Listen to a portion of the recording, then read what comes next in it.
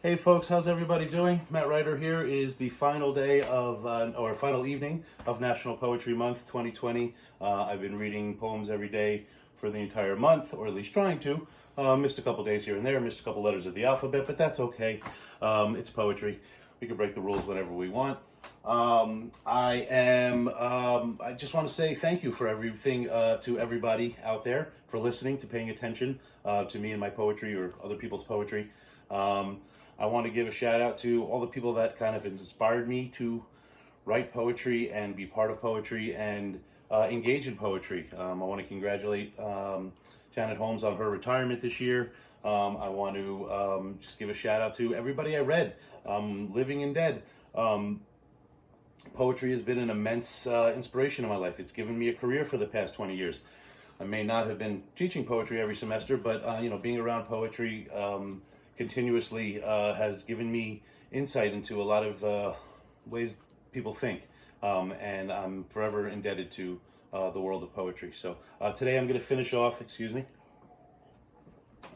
with the poems of, like I said, I didn't get to everybody I wanted to. There's a lot of people I really wanted to read and I wasn't able to get to, but I figured I want to end on one of my favorite poets and one of my favorite people ever. And so we're going to finish off today's, or National Poetry Month, with a poet by the name of Karena Youtz. And this is her book, The Shape is Space. And it's a beautiful little book. And I'm going to read 3 poems from there, what I think are 3 poems from there. I'm not exactly sure. And that's the beauty of Karena's poem. Sometimes you don't know where the beginning, middle, or end is. Even when you're in the middle of the poem, that's the beauty of it. What else? I just want to, I'm just going to read some poems to you, and thank you for paying attention this whole month. And hopefully I'll be reading my own poem soon in the ensuing months after this. The first poem, one of the things I always said about good books of poetry, they're always not that big, but they're perfect in size. But you could always read the first poem, the middle poem, and the last poem to kind of get a feel for the collection. So that's what I'm going to do for you today. The first poem is called Sunlight.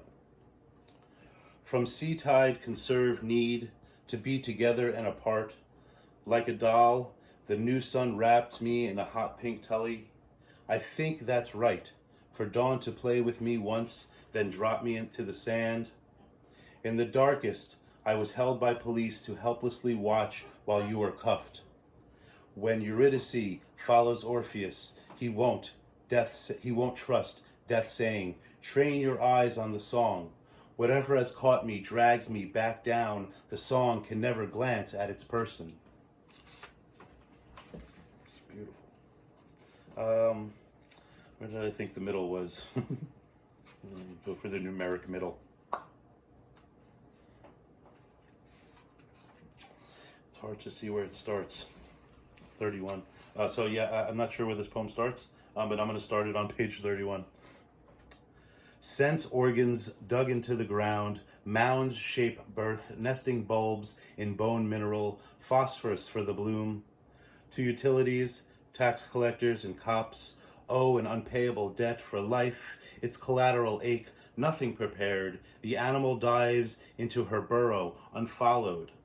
Nurslings to warm, light from skin, ear and noses, the milk tastes green, an insect, chew, swallowing, mentally, constantly chatter of personal badness and fairness in punishment. A fear within sends our paralysis, touching the flags, and daffodil patch coalesce. Go underground, stay underground, go further. Virgin your veil is. Each meaning functions separately in the pattern. Imminence, death, installation in a castle, beauty asleep is an emotional, slow ocean gown. I can get my arms through the sleeves, nudge furless, offspring suckle until coats shine. A blurry day, another death, watch gotten long and unfinal on the surface, the poem tied to the earth by nearness, not elegiac, not specifically mournful, but generally, nothing separates a person. I was peaceful. Now I, stammering and isolated to wake, animal, Animal, I say in a mantra. To subsequent notices and curious financial balances, confession would require sin, a choice to be off topic, not crawling slowly, but the public building while everyone stands around talking. In the ground curled hunger, what would be reconciled? I'm not sure if that's the beginning or the end of that poem, but I don't really care. And the last poem of the collection,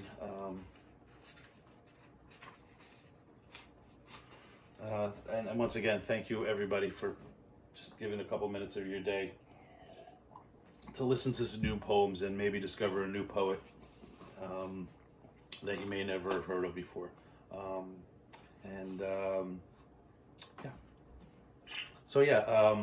No infinite amount could be retained. Led to the buffet, I on purpose forgot my place is not offered, not asked, but allowed. At the long table, nothing can be gained or taken, not one ash of bread.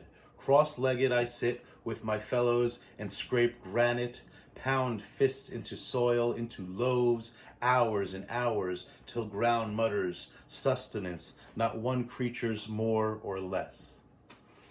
Karena Youtz.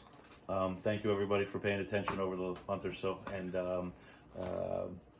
I know this is tough times. Though I guess it's dated now. These are tough times that we're all dealing with. But again, just don't forget to stay clean, wash your hands, and tell somebody you love them. Bye bye, folks.